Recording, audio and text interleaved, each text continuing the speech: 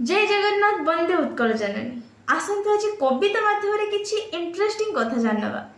आम ओडिया साहित्यर विशिष्ट साहित्यकार होचंती रमाकांत रथ, जहाँ श्रीराधा कविता जेभली ओडिया साहित्य मध्य कुणे कुणे अनुगुंजित हुए से भली तांकर घंटा कविता मध्य वास्तव तथ्य और सत्य को जनाए।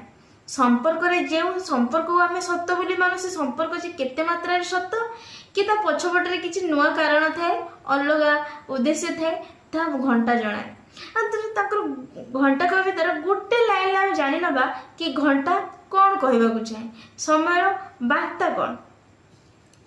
नुआ पुराणार सूता बुणा बुणी, नुआ पुराणार सूता बुणा बुणी, पिता पुत्रर छुरी मरा। नुआ पुराणार सूता बुणा बुणी, पिता पुत्रर छुरी मरा।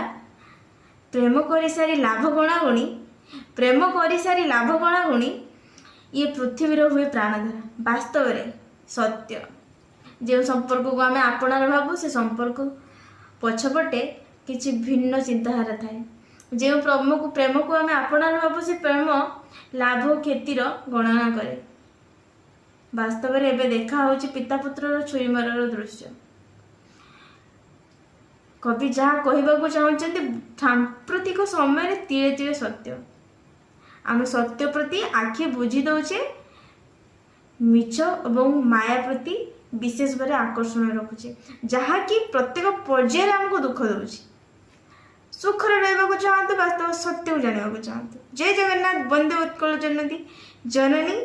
खुशी रुहतु, भले रुहतु, शांति रुहतु। मत सब्सक्राइब करूँ।